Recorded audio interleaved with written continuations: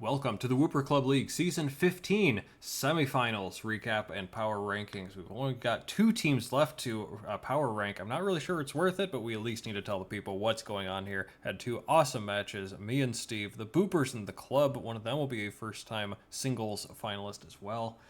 I'm your host, IllLogic. I'm the coach of the Buffalo Bouffalant, and as always, I'm joined by my co-host, SteveChuck, coach of the Waterdeep Wobbuffets. Hey, everybody. We may as well just get into it.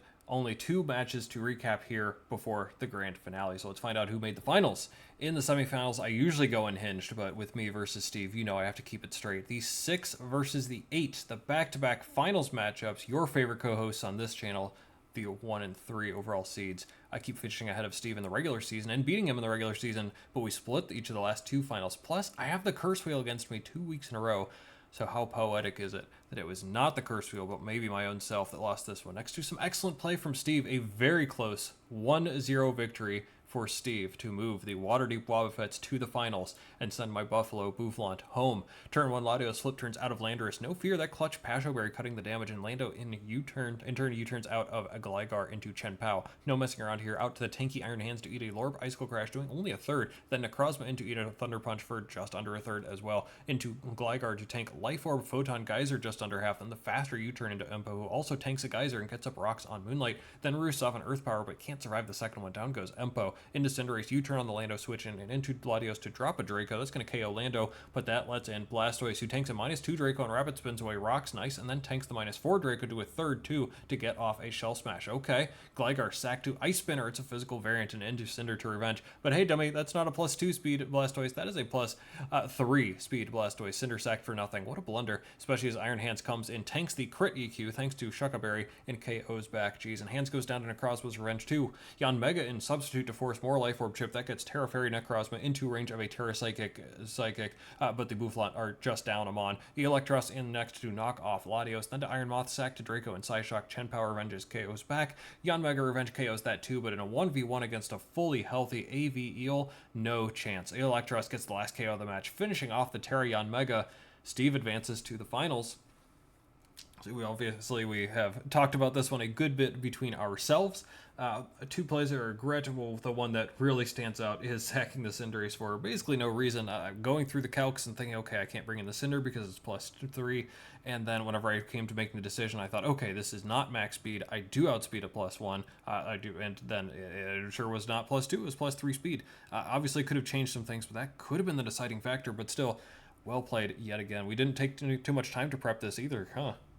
Yeah, I mean, we both played somewhat recently, and things hadn't changed, so we're both a little busy nowadays. But it was a close one.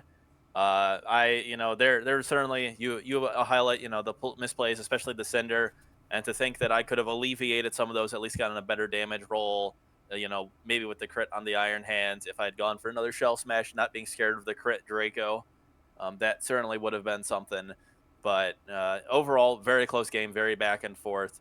The Cinderace sack probably mattering quite a bit in the end there, as the Mon lead, as we just trade back and forth, really did give myself an edge where it seemed kind of sure. And at that point, the Cinder would have added a lot more Mon games to this one.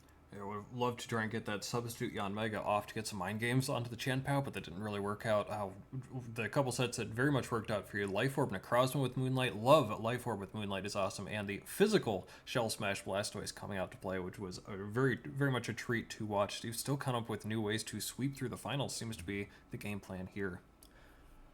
And on the other side, it's going to be the two coaches we're all rooting for to make a splash in the finals. It's going to be the one-seeded Wooper Boopers, who've been dominant all season, only dropping a match to my Bouffalant, while the 10-seeded Close Combat Club have been an underdog, but battled through the hardest schedule this season had to offer to climb up here, including 2 playoff upsets against the Agrons and Noctowls in a rematch of the 1-0 match from Week 1.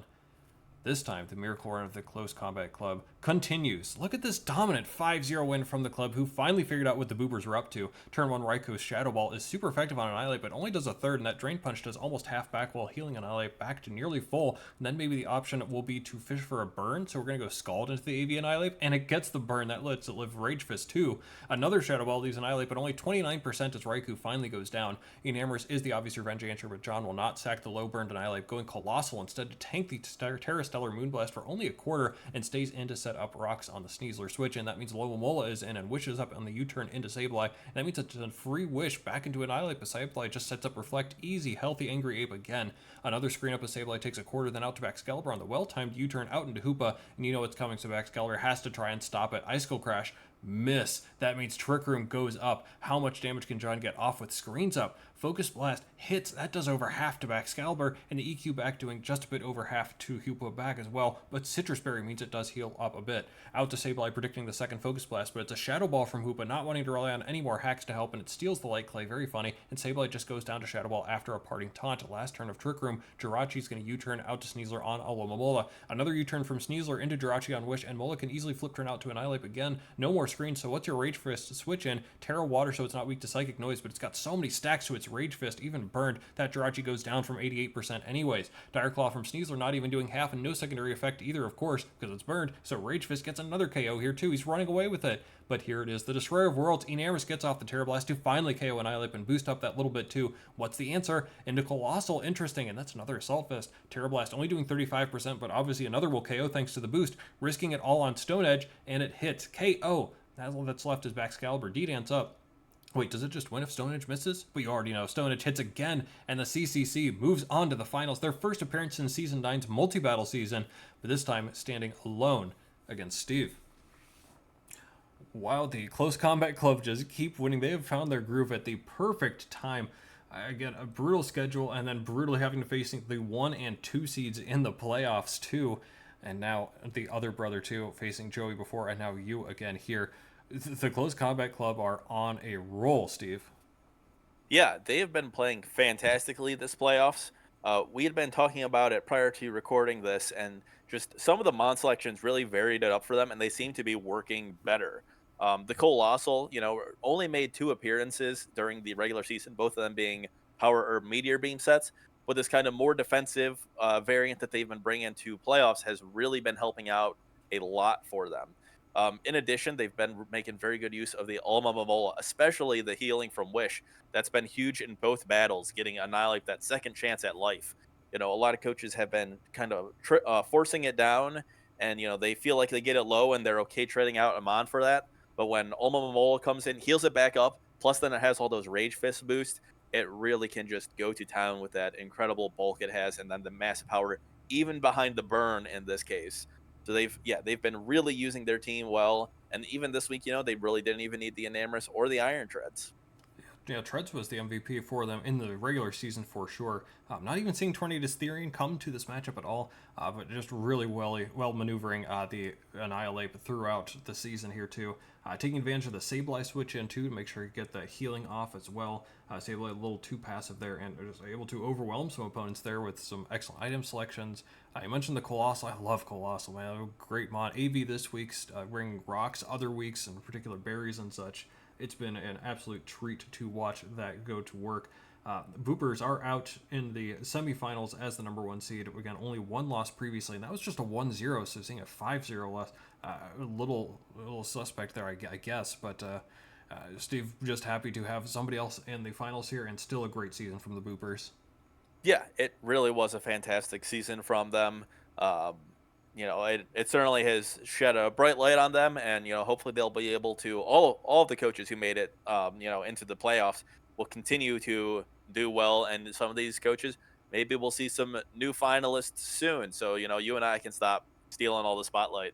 It's getting a little tiring having to play this late into the season. I say that, but of course I'm still jealous that you were the one who won our match. That's going to do it for all the recaps. Hey, Power Ranks are down to 2 teams. No real reason to switch things up. I suppose the club had the more dominant win here against a higher seeded team, but Steve, you know how difficult it is to beat me in the playoffs too.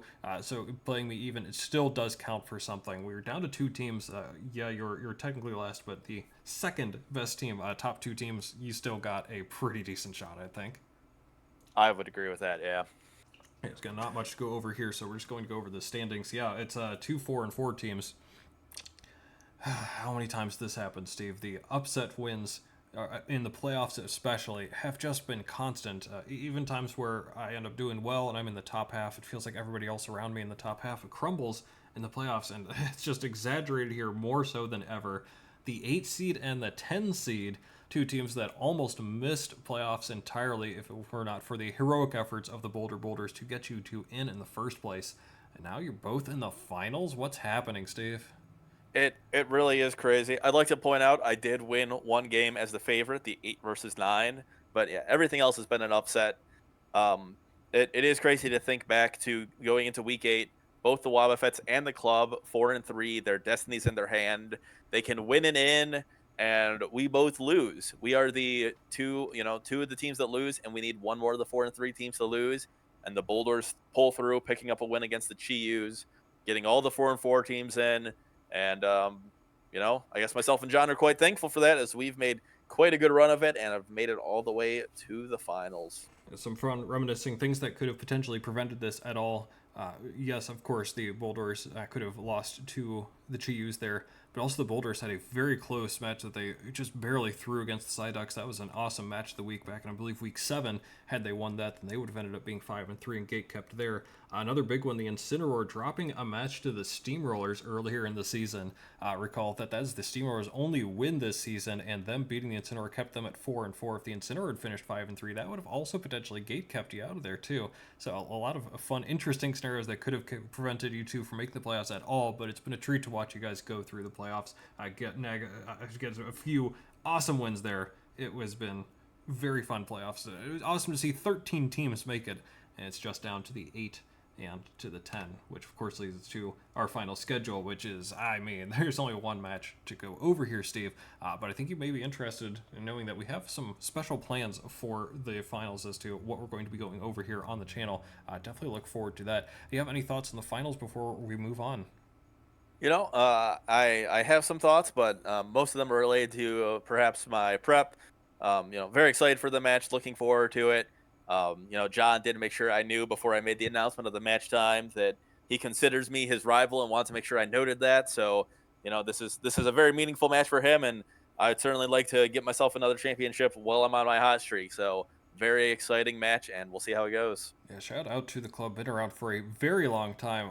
We don't talk about them in the finals all that much, but they have had decent playoff success. They've been to a few different semifinals. Have been overall pretty darn successful.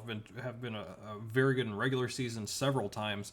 It's been a couple down seasons, so to see them bounce up like this so quickly has been great to see. Shout out to John and to Steve for this match. That would do it from us, but of course we have to talk about one last thing, and that is going to be one last curse. Steve, it looks like we're on a little bit of a trend. The Clobbers got cursed, and then the next week lost, and then I got cursed, and the next week I lost. So I think I'm due up to be cursed, but I'm not really sure what that means. Well, I'm pretty sure that means you're going to lose the finals. I'm not sure how that impacts the finals themselves. Based on what your potential plans are, I might be careful during the finals. Perhaps something will malfunction and not work the way you intend. But as for the finals itself, I'm not sure how the curse wheel will apply. But we'll make up something that seems suitable in post. Fair enough. Just don't put that evil onto our technology, Ricky Bobby. And, well, sometimes we're actually all winners, because even if we can't determine who wins, we can say that for sure that Joey has been canceled. That is fantastic to hear. Definitely fantastic for somebody who's in the finals that does not want to be cursed. So we're all winners here today. It really does look like I'm going to be the one cursed, unfortunately, as Joey's canceled in the off season as always. That's going to do it for us here. Again, tune in very soon, as we're going to have very fun finals coverage from me and from Michael here, going over the match that's coming up here. We've got a nice surprise for you about how we're going to cover that. And then we've got a ton of interesting, fun off-season news. We're already starting to play in Season 16, but we can't get into that quite yet. We've still got the finals. One more match to determine the winner of Season 15, determine the legacies of these two coaches moving forward as well. This is going to be a big deal as the league keeps moving on and evolving. So we'll see you right back here for finals coverage.